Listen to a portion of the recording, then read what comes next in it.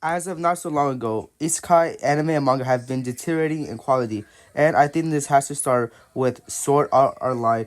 And it is one of the most popular isekais, but it's also very generic, right? And I'll repeat it, but I believe it's the decline in isekai anime and manga.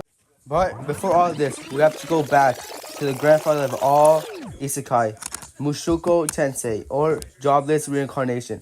We have to look at why it works so well. It works well because we can see Rudius develop throughout the story from a useless prick to a dependable person. That's not the main reason though.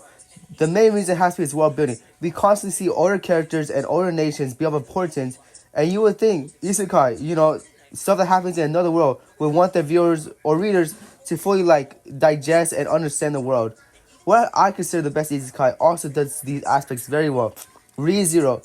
ReZero is overall pretty simple when looking at it broadly. It follows a guy named Subaru who can return to his last checkpoint whenever he dies.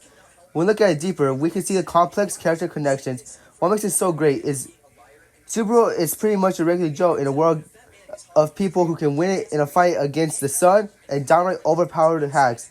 We see him turn from a pathetic person to someone who doesn't rely on his powers, but his connections with his allies.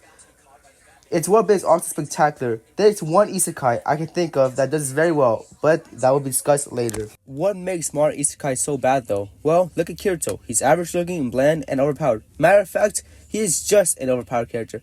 This is the first of many reasons. The self-inserts. Look at all the isekai main characters and tell me how many fit these characteristics. Black hair, has a harem, overpowered, and boring.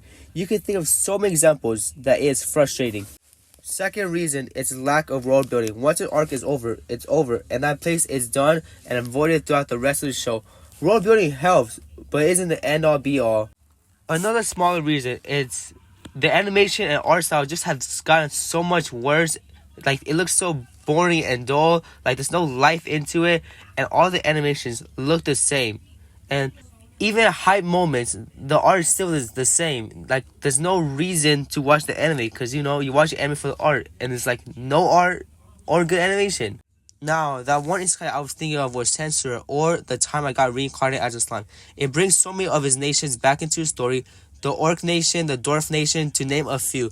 We can see the politics behind every single decision, and though the first couple episodes of season 3 has been very boring, as it's been the same thing about how Rimuru became a demon king, there are also just a ton of isekais that thrive off hype and make it work.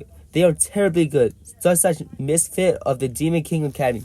This show is so boring. Like, imagine a show without Onos, the Giga Chat. You wouldn't watch the show. Isekai basically declined because of the lack of character development and world building, lackluster arc, and no real reason to watch the show. Okay.